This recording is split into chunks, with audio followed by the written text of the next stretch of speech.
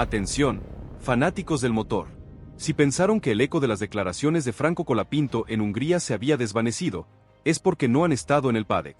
Lo que ha ocurrido desde ese momento no es un simple ajuste, es una revolución que ha puesto patas arriba a toda la escudería Alpine y ha encendido una llama de esperanza en una afición que se sentía olvidada. Las palabras de Franco, ese grito de "no se puede competir así", no fueron solo un arrebato de frustración. Fueron el detonante de una explosión interna que ha obligado a los directivos a mirarse al espejo y a aceptar la cruda realidad. Prepárense para escuchar el detrás de escena de una de las crisis más fascinantes de la historia reciente de la Fórmula 1. Vamos a revelar cómo Briatore, el legendario director, ha activado un plan de choque total. ¿Qué encontraron los ingenieros en la fábrica? ¿Había favoritismo, o el problema era mucho más profundo? ¿Y qué hay del nuevo Colapinto, el líder que ha surgido de las cenizas de la derrota? Vamos a desvelar los secretos de cómo su figura se ha vuelto tan poderosa que hasta los patrocinadores se han puesto de su lado. Esto no es solo la continuación del drama, es la crónica de un renacer, de una lucha por la verdad y la gloria que ha cautivado a todo el mundo. El grito de Franco Colapinto en Hungría, esa declaración cruda y honesta de "no se puede competir así", no fue solo una noticia, fue un verdadero terremoto. El epicentro fue el box de Alpine, pero la onda expansiva se sintió en cada rincón del paddock y en cada rincón de la fábrica. Las palabras del joven piloto argentino, lejos de ser un arrebato de inmadurez, fueron el detonante de una crisis que el equipo necesitaba para renacer. Y la figura que emergió de las cenizas no fue solo la de un piloto, sino la de un líder con una visión implacable. El regreso a la fábrica de Alpine fue un viaje a la tensión máxima. El ambiente, que hasta entonces había sido de resignación y rutina, se transformó en un hervidero de autocrítica y urgencia. Los rostros de ingenieros y mecánicos, que en Hungría reflejaban la frustración de una derrota más, ahora mostraban una mezcla de vergüenza y compromiso. Sabían que Franco había puesto el dedo en la llaga, que su discurso no era una pataleta, sino una llamada a la acción que los involucraba a todos. La figura de Briatore, el legendario director, se volvió más omnipresente que nunca. Lejos de amedrentarse por la presión mediática, el italiano usó la crisis como palanca para un cambio radical. Aquí nadie está por encima del equipo, pero si un piloto siente que no tiene lo mismo que su compañero, tenemos un problema que hay que resolver. Ya no pienso tolerar injusticias ni favoritismos, había dicho, y su amenaza no era en vano. La fábrica se llenó de analistas y auditores externos, con una misión clara: revisar cada tornillo, cada pieza y cada línea de código en los monoplazas de ambos pilotos. La búsqueda de la verdad era implacable y el silencio en los pasillos se volvió sepulcral. Los rumores de que Gasly recibía las piezas de mejora antes que Colapinto, de que su coche tenía una puesta a punto más agresiva, de que sus ingenieros tenían más recursos, flotaban en el aire como fantasmas, pero ahora, por primera vez, alguien estaba dispuesto a sacarlos a la luz. La auditoría no buscaba culpables, sino soluciones. Mientras la autocrítica se apoderaba de la escudería, Franco Colapinto mantenía su línea de honestidad absoluta. En las reuniones postcarrera, fue directo y exigente, sin caer en reproches personales, pero tampoco en paños calientes. Sé que cada uno aquí lo da todo, pero si el conjunto no funciona, el resultado es el que se ha visto hoy. No quiero discursos de ánimo ni frases vacías, quiero hechos, lanzó ante todo el grupo técnico. Su actitud, lejos de crear distanciamiento, despertó respeto y una nueva motivación. Los más jóvenes del equipo vieron en Franco a alguien que no solo se juega el físico en cada curva, sino que también está dispuesto a liderar en los momentos en los que la presión es máxima y la situación parece no tener solución. La prensa, que había recogido la crudeza del discurso de Colapinto, seguía alimentando el debate en todos los canales de comunicación especializados. Los análisis y tertulias no se centraban tanto en el fracaso técnico del coche, sino en la capacidad del piloto para transformar la decepción en una llamada a la acción y en el valor de exigir más allá de lo políticamente correcto. Las portadas del día siguiente no hablaban de derrota, sino de rebeldía y ambición. Colapinto exige revolución en Alpine, un piloto que no acepta el fondo de la parrilla, y así se forjan los líderes en la Fórmula 1 eran algunos de los titulares que inundaban los medios digitales y tradicionales. La afición respondió con una ola aún más grande de apoyo y exigencia. Los mensajes de ánimo se mezclaban con peticiones directas a la escudería. Escuchen a Franco, queremos hechos, no palabras, basta de promesas, queremos resultados. En pocos minutos, los hashtags que pedían reacción en Alpine volvieron a ser tendencia y la comunidad de seguidores demostró que en los peores momentos el vínculo con su piloto se hace incluso más fuerte. Muchos reconocieron en Colapinto a ese tipo de deportista que hace grande un escudo no solo con talento, sino también con carácter y compromiso público. Su discurso representaba exactamente lo que ellos llevan sintiendo desde hace tiempo. la necesidad de rebelarse contra la resignación y de exigir un Alpine competitivo, digno de sus colores y de su historia. Y el apoyo no solo vino de los fans. Los patrocinadores, esas grandes marcas que financian el circo, lejos de inquietarse por el tono crítico de Franco, valoraron la autenticidad y la coherencia. Algunas marcas aprovecharon la coyuntura para lanzar mensajes en redes sociales alineados con la idea de empezar de cero, volver a luchar o nunca conformarse. Para Alpine, el golpe reputacional se transformó en una oportunidad para reinventarse siempre que la dirección estuviera dispuesta a tomar medidas claras y visibles. Las conversaciones con la cúpula del equipo se intensificaron y la presión sobre los responsables técnicos fue más evidente que nunca. En la fábrica, la autocrítica tomó el mando. Los ingenieros de desarrollo y los responsables de calidad abrieron nuevas líneas de análisis. Algunos incluso pidieron ayuda externa para identificar errores que quizás se habían pasado por alto en la vorágine del calendario. El mensaje de Franco hizo que todos se implicaran un poco más y que se establecieran canales de feedback más directos entre piloto y técnicos. La sensación general era la de un equipo que, aunque herido, no iba a permitir que el naufragio se repitiera sin pelear hasta el final. Gasly, el compañero de Franco, también notó el efecto. La sintonía entre los dos pilotos aumentó y las reuniones conjuntas empezaron a estar marcadas por una sinceridad que hasta entonces solo se veía en momentos de euforia, no de crisis. Las palabras de Franco han hecho que todos nos replanteemos nuestra responsabilidad. Aquí nadie quiere estar abajo, y la verdad es que necesitamos una reacción urgente de todos, declaró, mostrando empatía con la situación de Colapinto y reconociendo que el ambiente había cambiado. Atención, fanáticos del motor. Si pensaron que las explosivas declaraciones de Franco Colapinto en Hungría habían sido el clímax de la historia, es porque no saben lo que ha sucedido en el backstage. La primera parte de este drama nos mostró a un piloto que se atrevió a alzar la voz, pero la segunda parte, la que están a punto de escuchar, revela la brutal reacción de un gigante acorralado. Lo que comenzó como un arrebato de frustración se ha transformado en una verdadera guerra interna, una purga, una revolución que está redefiniendo cada pieza, cada estrategia y cada persona dentro de la escudería Alpine. Prepárense, porque esto no es solo la continuación de una noticia, es la crónica de un cambio radical, de un equipo que se ha visto obligado a mirarse al espejo y de un piloto, Colapinto, que ya no es solo una promesa, sino un líder con un poder que nadie en el paddock imaginaba. Vamos a desvelar los detalles de la nueva estructura de poder en Alpine, los secretos de la mesa de la verdad donde se ha puesto fin a los favoritismos y la reacción desesperada de los rivales, que ven en la crisis del equipo francés el nacimiento de un monstruo. Esto no es solo una carrera, es una batalla por el alma de la Fórmula 1, y ustedes están en la primera fila para presenciar cada segundo. La resaca de las declaraciones de Franco Colapinto en Hungría se sintió como una resaca de las que dejan huella, una mezcla de vergüenza, dolor de cabeza y una imperiosa necesidad de cambiarlo todo. Las palabras de Franco, ese grito de no se puede competir así, no se disiparon en el aire, se incrustaron en el ADN de la escudería Alpine, obligando a los responsables a actuar. Lo que vino después no fue un simple ajuste, fue una auténtica cirugía mayor. La promesa de incluir a Franco en las reuniones clave de desarrollo del monoplaza no fue una medida paliativa, fue el detonante de una nueva era. El primer gran cambio, y quizá el más significativo, fue la creación de la Mesa de la Verdad. Un espacio de reunión inédito, convocado por el propio Briatore, donde ingenieros, diseñadores y ambos pilotos, Colapinto y Gasly, se sentaban de igual a igual para analizar los problemas del coche. En ese espacio, ya no había jerarquías. La voz de un becario tenía el mismo peso que la de un ingeniero jefe si venía acompañada de datos y hechos. Y en el centro de esa mesa, con una autoridad que no se ganaba con un cargo, sino con la honestidad de su discurso, estaba Franco Colapinto. Su papel no era solo el de un piloto, sino el de un co-creador, un codirector de un proyecto que se había propuesto renacer de sus cenizas.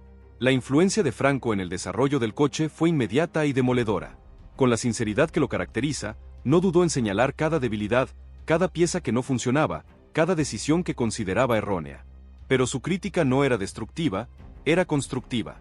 Su conocimiento técnico, su sensibilidad como piloto y su visión estratégica se volvieron una herramienta invaluable para los ingenieros, que por primera vez en mucho tiempo, sintieron que su trabajo tenía un propósito claro: construir un coche que fuera una extensión del talento de sus pilotos, no una máquina genérica. Los simuladores se encendieron, las horas de trabajo se multiplicaron y las sesiones de brainstorming se volvieron épicas, todas centradas en una sola pregunta. ¿Cómo podemos darle a Franco y a Pierre el coche que soñaron? La revolución, sin embargo, no fue un camino de rosas. La vieja guardia, aquellos directivos y técnicos que se sentían cómodos en la mediocridad de la media tabla, se resistieron al cambio. Veían con recelo el poder que había adquirido Colapinto, y susurraban por los pasillos que la apuesta por un piloto tan joven era una locura. Pero Briatore, con su implacable visión, dejó claro que no toleraría la resistencia.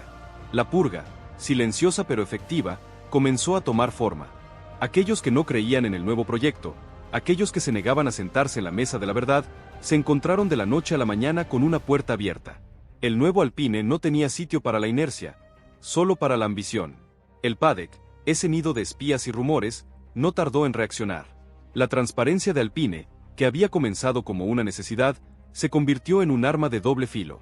Los rivales, con Red Bull y Mercedes a la cabeza, enviaron a sus analistas a estudiar cada declaración de Colapinto, cada comunicado de prensa de Alpine. Intentaban descifrar qué estaban haciendo, qué tipo de revolución se estaba gestando en la fábrica francesa. La figura de Franco, el piloto que había destapado la olla de los favoritismos, se había vuelto un enigma. Un piloto que era capaz de liderar un cambio cultural, no solo en la pista, sino en los despachos, era un peligro que no se podía ignorar. Los directivos rivales, que se habían reído de la crisis de Alpine, ahora miraban con recelo, con la certeza de que estaban presenciando el nacimiento de un monstruo. En medio de este huracán, estaba Franco. El joven argentino, que siempre había sido un oasis de calma en la tormenta, sentía el peso de la presión sobre sus hombros como nunca antes. Ya no era solo la presión de ser rápido, de ganar carreras. Ahora era la presión de ser el faro, el líder, el emblema de una escudería legendaria. En la intimidad de su hogar, lejos de los flashes y los micrófonos, Franco se sentía abrumado. Una noche, en una videollamada con su familia, su padre le recordó: la confianza de Briatore es un regalo, Franco, pero la verdadera confianza es la que tienes en ti mismo. No dejes que el ruido te distraiga de quién eres. Esas palabras le dieron la fuerza para seguir adelante, para centrarse en lo esencial, pilotar, trabajar y ser fiel a sus principios. Porque la responsabilidad que ahora tenía era gigantesca. No solo debía ser el más rápido en la pista, sino también el líder en el box. Briatore había confiado en él, y ahora Franco debía demostrar que esa confianza era bien merecida. En las reuniones técnicas, su voz tenía más peso. Los ingenieros escuchaban cada una de sus palabras como si fueran un oráculo. Su opinión sobre el balance del coche, sobre la aerodinámica, sobre la estrategia, era tomada como la palabra final. Era un desafío enorme, pero Franco, con la madurez que siempre lo caracterizó, lo asumió con una dignidad y un compromiso que sorprendieron a todos. La preparación para la próxima carrera se volvió un proceso obsesivo. Las horas en el simulador se multiplicaron, las sesiones de preparación física se volvieron más intensas y la dieta, más estricta. Franco sabía que no podía defraudar a nadie, ni a Briatore, ni al equipo, ni a la afición que se había ilusionado con su historia. El mundo entero, de repente, tenía los ojos puestos en él. Y Franco, lejos de achicarse, decidió que esta era su oportunidad. La oportunidad de demostrar que no era solo un talento, sino una fuerza de la naturaleza, un líder, un ídolo. Atención, fanáticos de la velocidad. Si el escándalo de Hungría fue un terremoto y la revolución interna de Alpine fue la réplica, lo que ha sucedido en la primera gran prueba de la temporada es la erupción de un volcán. La escudería francesa, purificada por la implacable auditoría de Briatore, llegaba al PADEC con una nueva identidad. Un equipo unido, transparente y liderado por un Franco Colapinto que ya no era solo un piloto, sino el faro de una revolución. La pregunta que todos se hacían, desde los ingenieros hasta los rivales, no era si la revolución había sido exitosa, sino si se traduciría en velocidad en la pista. Y la respuesta llegó, y fue mucho más explosiva de lo que nadie se atrevió a imaginar. El PADEC, que hasta hace poco era un nido de rumores, se convirtió en un escenario de tensión. Todas las cámaras, todos los micrófonos, todos los ojos de la Fórmula 1 estaban puestos en el box de Alpine. ¿Qué habían cocinado Briatore y Colapinto a fuego lento en la fábrica? ¿Sería el coche de la igualdad capaz de competir con los grandes? ¿Podrían Gasly y Franco, ahora aliados en una causa común, dejar atrás el drama para subirse al podio? La expectativa era tan grande que casi se podía cortar con un cuchillo. La respuesta llegó en la primera vuelta de prueba. Y fue demoledora. Colapinto, con una serenidad que contrastaba con la tormenta que había provocado, salió a la pista. Y lo que hizo en las siguientes vueltas dejó a todos sin aliento. Marcó un tiempo de vuelta que no solo fue competitivo, sino que se metió de lleno en la conversación de los grandes. Y no estaba solo. Gasly, en un acto de fe ciega en el nuevo sistema, siguió sus pasos. Ambos, en una demostración de una unidad táctica sin precedentes, trabajaron juntos en la pista, analizando cada milésima, cada curva, cada neumático. El resultado fue un golpe en la mesa, un grito de guerra que demostró que el nuevo Alpine había llegado para quedarse. Pero, como en toda gran epopeya, la victoria no fue total. Un nuevo problema, aún más complejo, estaba a punto de emerger. Y ahora, la pregunta ya no es si el equipo está unido, sino si esa unidad será suficiente para enfrentar al nuevo y desconocido monstruo que se esconde bajo la carrocería de la competencia. Esto es mucho más que una carrera, es la tercera parte de una batalla épica por la gloria. La atmósfera en el paddock, en la víspera de la primera gran prueba de la temporada, era casi religiosa. El aire olía a gasolina, a goma quemada y, sobre todo, a una tensión eléctrica. Todos los ojos estaban fijos en el box de Alpine. La escudería francesa, purificada por la implacable auditoría de Briatore, llegaba con una nueva identidad, una que había sido forjada en el fuego de un escándalo mediático y en la valentía de un piloto. El mundo entero se preguntaba si la revolución de Franco Colapinto, ese grito de guerra por la igualdad, se traduciría en una victoria real en el asfalto. Briatore, con la mirada de un veterano que lo ha visto todo, observaba a su equipo con una mezcla de orgullo y nerviosismo. Sabía que la unión que había logrado forjar en la fábrica era sólida, pero también sabía que la pista era un animal completamente diferente. Y Colapinto, el protagonista de toda esta saga, mostraba una serenidad que desarmaba. Se movía por el box con la misma humildad de siempre, pero con una autoridad que era palpable. No era solo un piloto, era el líder de una tripulación que se sentía más unida que nunca, dispuesta a darlo todo por el capitán que los había defendido. La primera vuelta de Franco en la pista fue un acontecimiento. Los murmullos de los ingenieros de los equipos rivales se detuvieron. Las miradas de los periodistas se volvieron más intensas. Y lo que vieron los dejó sin palabras. Colapinto, con una fluidez y una precisión asombrosas, no solo fue rápido, fue consistentemente rápido. Sus tiempos de vuelta no eran arrebato de genio, eran el resultado de un coche, el coche de la igualdad, que se comportaba exactamente como él lo había soñado. El trabajo de los ingenieros, que habían diseñado el monoplaza alrededor de sus sensibilidades, había dado sus frutos. El coche era una extensión de Franco, y la sinergia entre el hombre y la máquina era total. Pero no estaba solo. Pierre Gasly, en un acto de fe ciega en el nuevo sistema, siguió sus pasos. Ambos pilotos, ahora aliados en una causa común, trabajaron juntos en la pista, analizando cada milésima, cada curva, cada neumático. La comunicación entre ellos, antes tensa y distante, era ahora fluida y constante. Compartían información, analizaban estrategias y se empujaban mutuamente a ser mejores. El resultado de esta inesperada alianza fue un golpe en la mesa, un grito de guerra que demostró que el nuevo Alpine había llegado para quedarse. Los tiempos de ambos pilotos se metieron de lleno en la conversación de los grandes, dejando a los analistas de televisión sin palabras y a los directivos de los equipos rivales con un nudo en el estómago. La reacción de la competencia fue inmediata y brutal. En los boxes de Red Bull, Mercedes y McLaren, los ingenieros miraban los monitores con una mezcla de incredulidad y miedo. ¿Qué estaba pasando en Alpine? La crisis que todos habían creído que los destruiría, los había fortalecido. La unidad que habían forjado en el fuego de la polémica se había traducido en una velocidad real en la pista. El efecto Colapinto no era solo un truco de marketing, era una fuerza imparable. Los directores de los equipos rivales, que se habían reído de la apuesta de Briatore, ahora lo veían con respeto, con la certeza de que habían subestimado a un genio. El monstruo que tanto temían había nacido, y tenía nombre, Alpine. Pero, como en toda gran epopeya, la victoria no fue total. En medio de la euforia por los excelentes tiempos de vuelta y la increíble unidad del equipo, un nuevo problema, aún más complejo, estaba a punto de emerger. Al final de la jornada de pruebas, cuando los ingenieros de Alpine analizaban los datos, se dieron cuenta de algo que los dejó helados. Aunque el coche de la igualdad era increíblemente rápido en las curvas y tenía una puesta a punto perfecta para los pilotos, mostraba un desgaste de neumáticos inesperadamente alto. No era un problema grave, pero era un punto débil.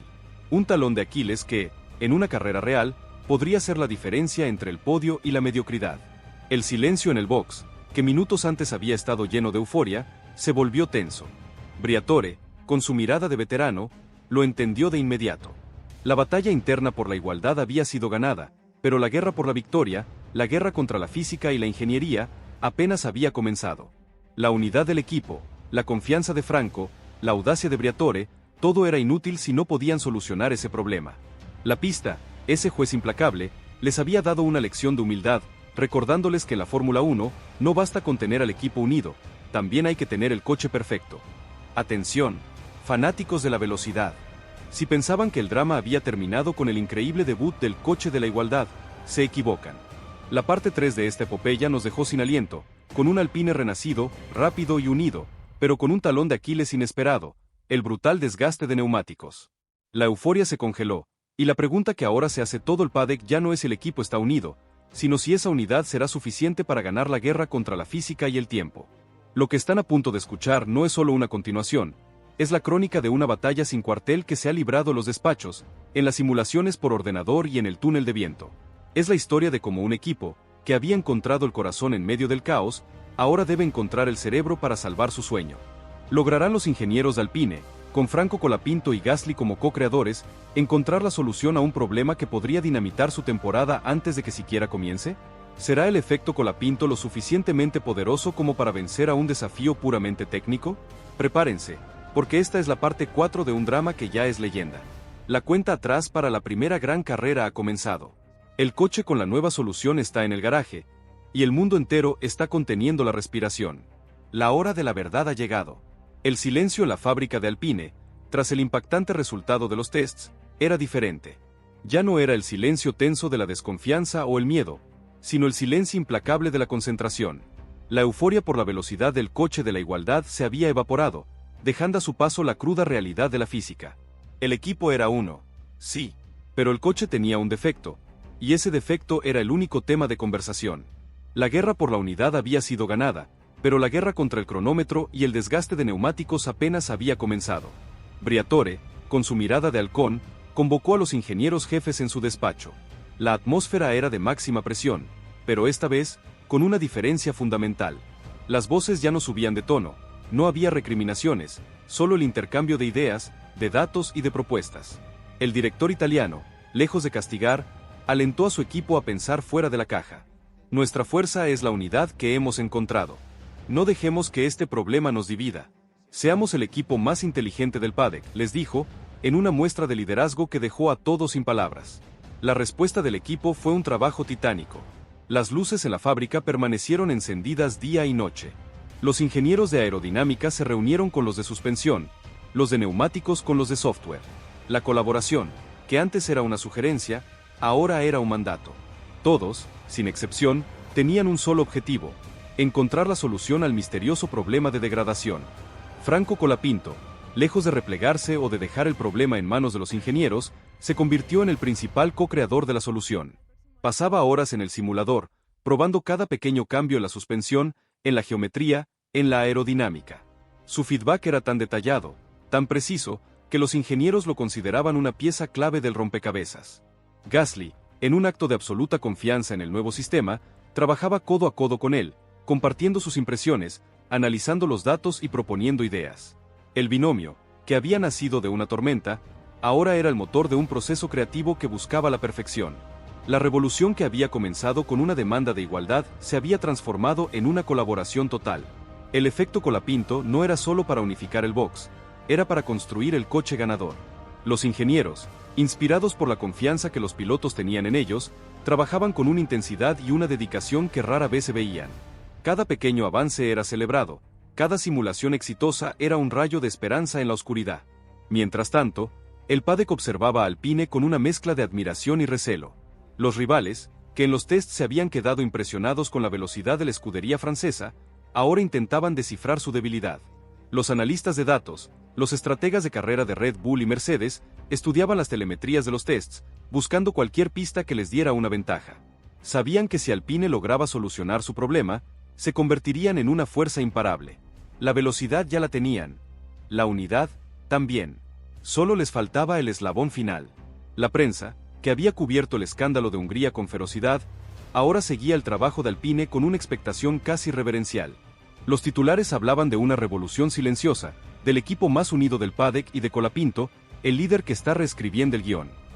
El mundo entero estaba pendiente de la escudería, y la presión para dar con una solución era gigantesca.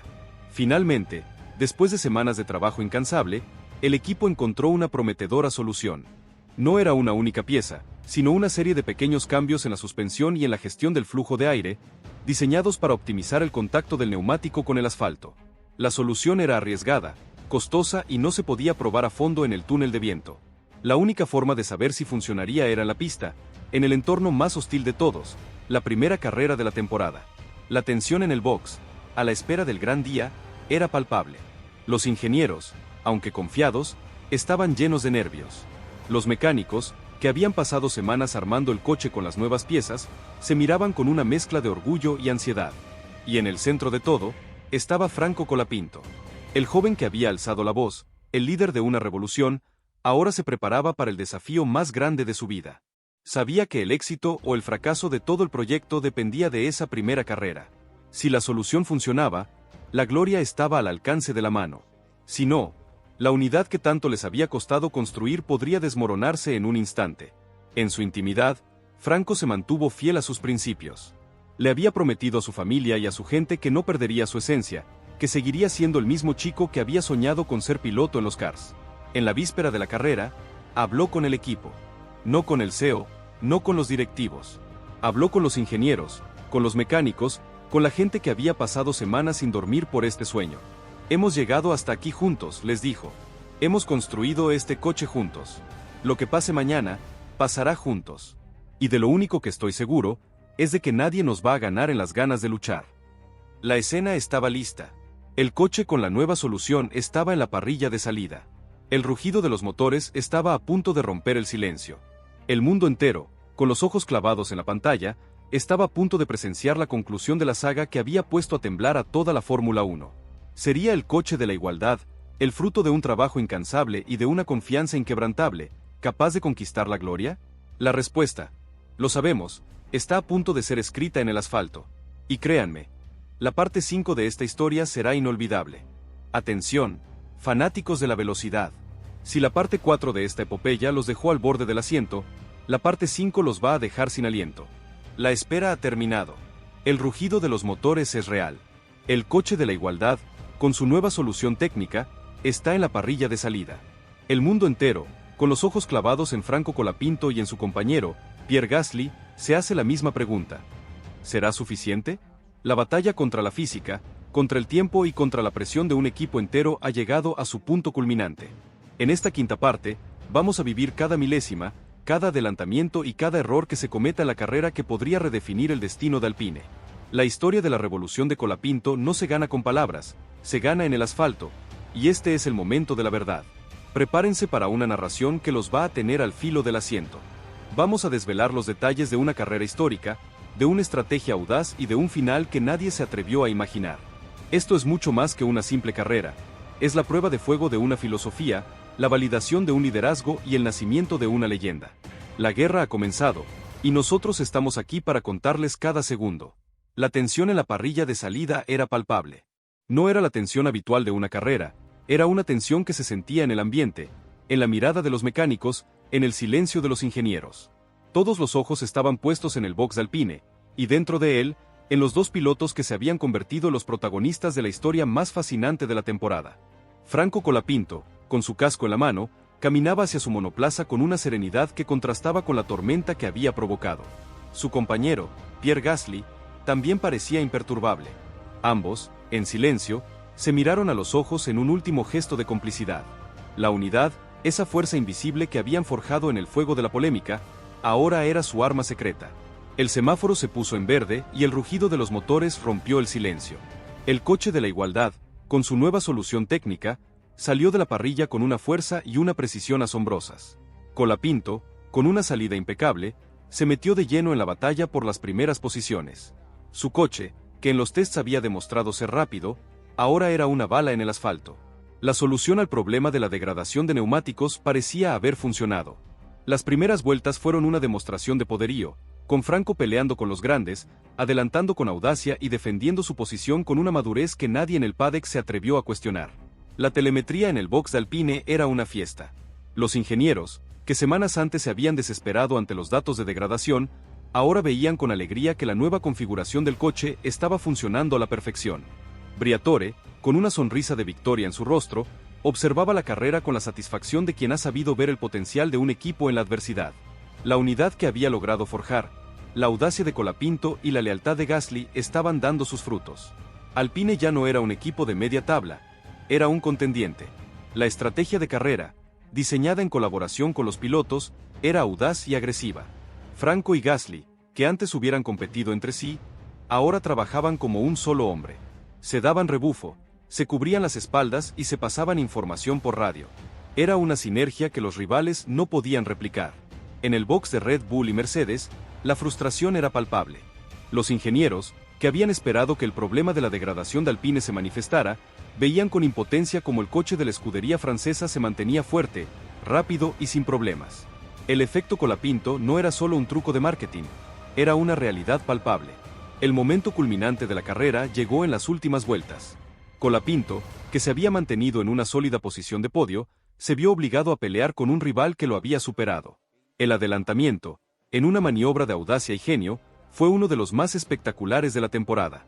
El box de Alpine estalló en un grito de victoria, y Franco, con su coche en una posición que no había soñado en mucho tiempo, se dispuso a cruzar la meta. La bandera a cuadros ondeó, y la euforia fue total. Franco Colapinto, el piloto que había alzado la voz, el líder que había unido a un equipo, había conseguido un resultado que nadie en el paddock se atrevió a soñar. El podio, el primero de muchos, era la prueba de que la revolución de Colapinto no había sido en vano. La unidad del equipo, la audacia de Briatore y la lealtad de Gasly habían sido la clave para un triunfo que trascendía las estadísticas. Pero la victoria, aunque dulce, no fue total. Al final de la carrera, en medio de la euforia del podio, Franco se acercó a su equipo. Con la humildad que lo caracteriza, les agradeció el trabajo incansable, la dedicación y la confianza que habían depositado en él. Este no es el final de la historia, les dijo, es el comienzo. Hemos ganado una batalla, pero la guerra por la gloria apenas ha comenzado. Sus palabras, lejos de apagar el fuego de la victoria, encendieron una nueva llama de ambición en el equipo. La parte 5 de esta epopeya ha terminado. La victoria es dulce, el podio es una realidad, pero el desafío continúa. El coche de la igualdad, ese monoplaza que nació de la frustración y la valentía, ha demostrado ser un contendiente. Ahora, la pregunta que se hace todo el paddock ya no es si Alpine puede competir, sino si puede ganar. La historia de la revolución de Colapinto es la historia de un equipo que se atrevió a soñar con la gloria, y que ahora, con la victoria en el bolsillo, se prepara para el desafío más grande de su historia. La gloria los espera, pero el camino es largo. ¿Qué nuevos desafíos les depara la próxima carrera? ¿Será el coche de la igualdad capaz de mantenerse en la cima? La parte 6 de esta historia está a punto de ser escrita.